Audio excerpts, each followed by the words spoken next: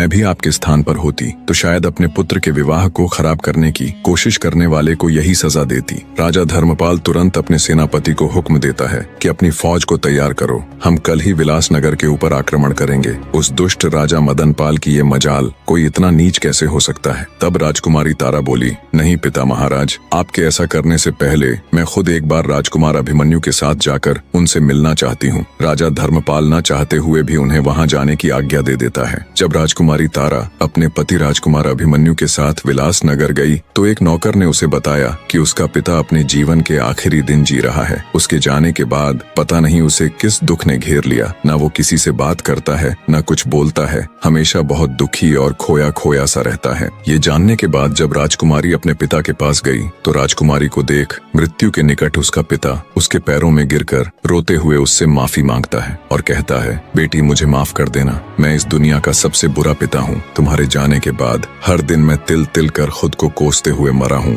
शायद ये प्राण तुमसे माफी मांगने के लिए ही अटके हुए थे। इतना कहते ही राजा मदनपाल के प्राण पखेरु उड़ जाते हैं। नम आंखों से राजकुमारी तारा विधिवत उनका अंतिम संस्कार कर राजकुमार के साथ वापस अपनी ससुराल लौट आती है। वापस आने के बाद वो दोनों एक बार फिर से शादी कर लेते हैं और खुशी खुशी एक दूसरे के साथ अपना जीवन व्यतीत करते हैं। फिर कभी राजकुमारी तारावती के जीवन में कोई और दुख नहीं आया।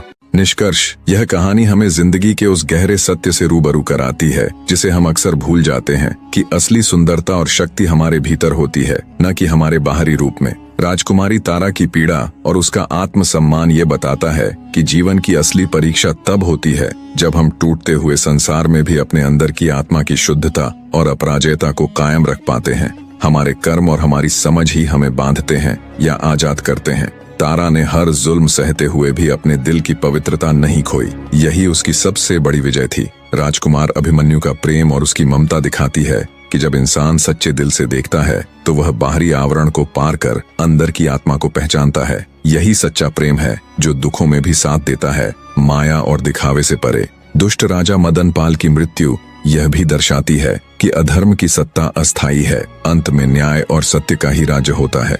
ये कहानी हमें सिखाती है कि सच्चाई और प्रेम की ताकत से बड़ा कोई धर्म नहीं। हर अंधेरे के बाद उजाला आता है, आशा कभी खत्म नहीं होती। दुख और कष्ट हमें उस राह पर ले जाते हैं जहां हम अपनी आत्मा को पहचानते हैं। अंततः माफी और प्रेम ही हमारे दिलों को शांति देते हैं। जैसे तारा ने अपने अस्तित्व और आत्मसम्मान के लिए लड़ा, वैसे ही हमें भी अपनी जिंदगी में हर कठिनाई में अपनी आत्मा की आवाज सुननी चाहिए जो हमें सच्चाई की ओर ले जाती है। कहानी में अंत तक जुड़े रहने के लिए एक बार फिर आप सबका तहे दिल से धन्यवाद मेरे प्रिय दर्शकों।